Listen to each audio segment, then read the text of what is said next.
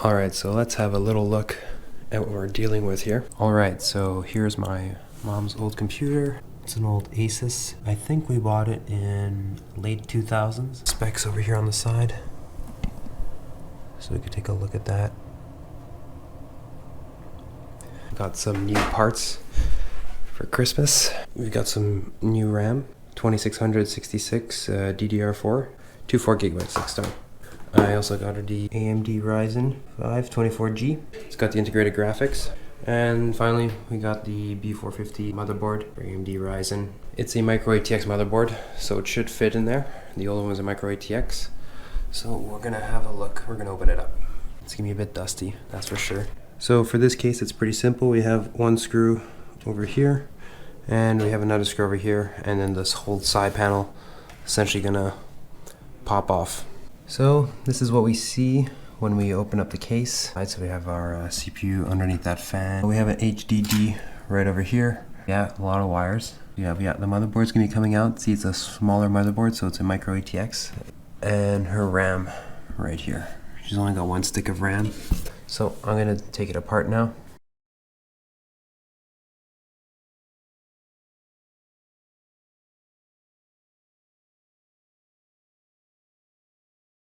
So now basically you're just gonna unscrew the motherboard.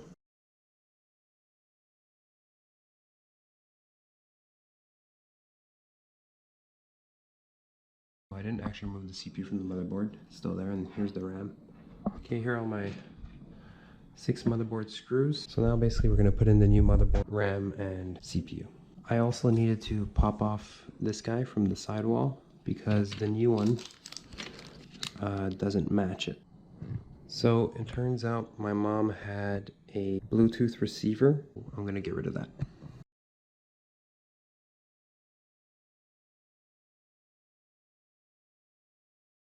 So here we got our new CPU, and then here's our fan, our new cooling fan.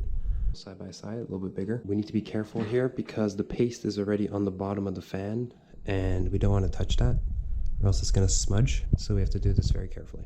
Essentially what's going to happen is this face over here is going to go flat onto the fan, and the bottom where it looks like gold onto this square right here.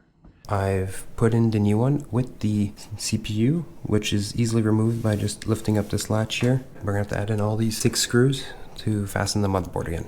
Fastening the screws is a lot easier when you have a screwdriver with the magnetic tip. So say I drop my screw, well, it's still hanging on there. Makes the installation a lot easier. So now we have the motherboard secured.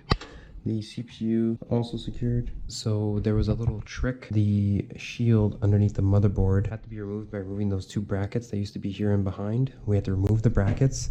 I had to take out the motherboard again, put the shield back on. It kind of looks like this.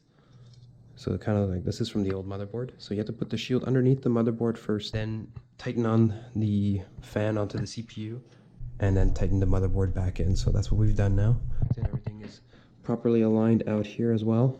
So we're gonna put our RAM in, and we're gonna connect all the wires back. As you guys can see, I've connected my 2 RAM sticks.